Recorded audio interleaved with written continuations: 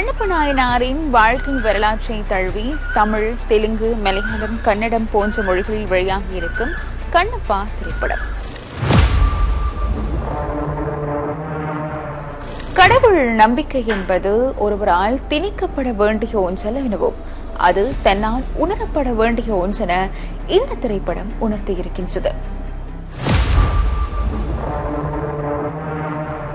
கண்ணப்பா திரைப்படத்தை எடுப்பதற்கு சிவனே உத்தரவிட்டதாக தான் நம்புவதாக இந்த படத்தின் ஹீரோ தெரிவித்திருக்கின்றார்.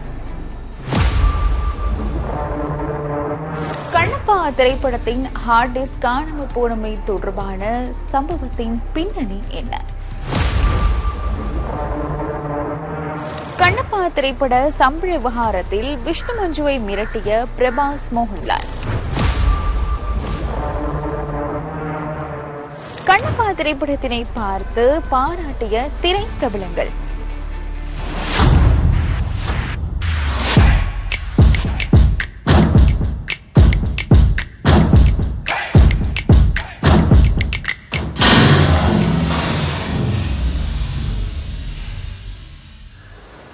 அறுபத்து 3 நாயன்மார்களில் ஒருவரான கண்ணப்ப நாயனாரின் வாழ்க்கை வரலாற்றை சில கற்பனை கலந்து ஒரு திரை காவியமாக இந்த திரைப்படம் உருவாகி இருக்கின்றது. கண்ணப்ப நாயனாரை பற்றி அறிந்தவர்களுக்கு இது ஒரு பரவசத்தையும், அவரை பற்றி அறியாத இந்த தலைமுறையினருக்கு இது ஒரு உணர்வு பூர்வமான அனுபவத்தையும் கொடுத்திருக்கின்றது.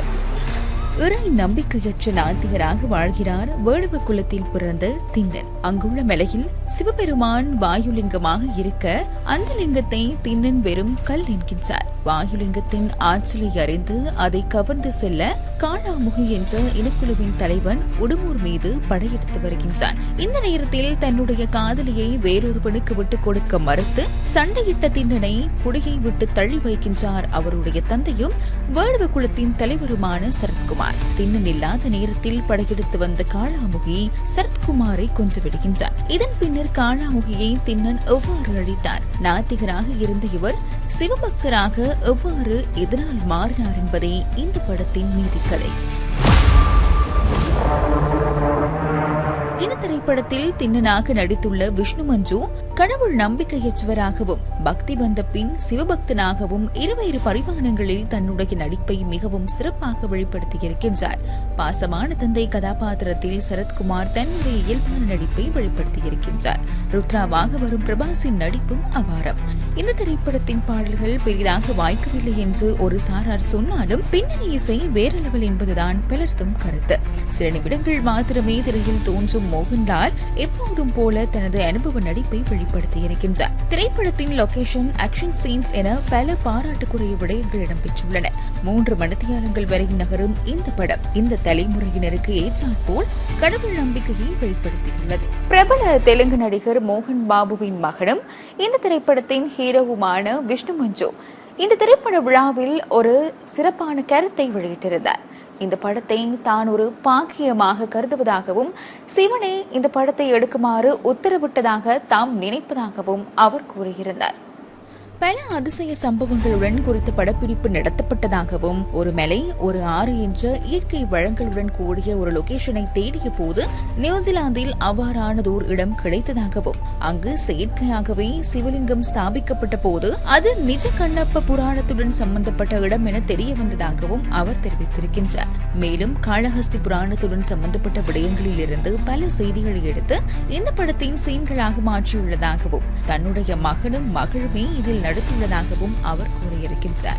கண்ணப்பா திரைப்படத்தின் முக்கிய காட்சிகள் சில அடங்கிய ஹார்ட் டிஸ்க் இந்த திரைப்படம் வெளியிடுவதற்கு சில நாட்களுக்கு முன்பாக காணாமற் போயிருந்தது.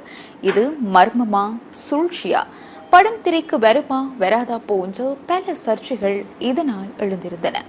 இந்த நிலைமை இவ்வாறு இருக்க ஹார்ட் டிஸ்கில் இடம்பெற்றுள்ள காட்சிகள், தகவல்கள் கசிந்தாலோ அல்லது நீக்கப்பட்டாலோ தனது நிறுவனம் ஈடு செய்ய முடியாத நிதி இழப்பை சந்திக்கும் என தயாரிப்பாளர்கள் மாத்திரமின்றி ஒட்டுமொத்த படக்குழுவும் அஞ்சியிருந்தனர். படம் வெளியாக 30 நாட்களே இருந்த நிலையில் இந்த சம்பவம் இடம்பெற்றிருந்தது. இது தொடர்பாக வழக்கு பதிவு செய்யப்பட்டுள்ள நிலையில் அது இன்னும் கண்டுபிடிக்கப்படவில்லை. குறித்த ஹார்ட் டிஸ்கில் 90 நிமிடங்களுக்கு காட்சிகள் பதிவு செய்யப்பட்டிருந்ததாக படக்குழு அறிவித்தது. பேன் இண்டியா திரைப்படமாக வெளியாகியிருக்கும் கண்ணப்பா திரைப்படத்தில் நடித்துள்ள மோகன்லால் பிரபாஸின் பங்களிப்பு தொடர்பில் விஷ்ணு மஞ்சு அண்மையில் ஒரு சுவாரஸ்யமான விடயத்தை பதிவிட்டிருந்தார். மோகன்லால் பிரபாஸ் இருவரிடமும் இந்த கதை பற்றி கூறும்போது அவர்கள் மறுப்பு தெரிவிக்காமல் ஒப்புக்கொண்டதாகவும், அதே சமயம் ஒவ்வொரு முறையும் அவர்களது சம்பளத்தை பற்றி பேச முயற்சிக்கும் போதெல்லாம் இருவருமே தன்னை திட்டியதாகவும் அவர் கூறியிருக்கின்றார். அது மாத்திரமன்றி நடிகர் அக்ஷயகுமார் கூட அவர் தற்போது வாங்கும் சம்பள தொகையின் மிகப்பெரிய அளவில் குறித்துக் கொண்டு குறைந்த அளவிலேயே பெற்றுக் கொண்டதாகவும் அவர் கூறியிருந்தார். கண்ணப்பா திரைப்படம் ரிலீஸ் ஆவதற்கு முன்பதாக பல திரைப்பிரபலங்கள் இந்த படத்தை பார்த்து வாழ்த்து தெரிவித்துள்ளனர். அதில் சூப்பர் ஸ்டார் ரஜினிகாந்தும் ஒருவர்.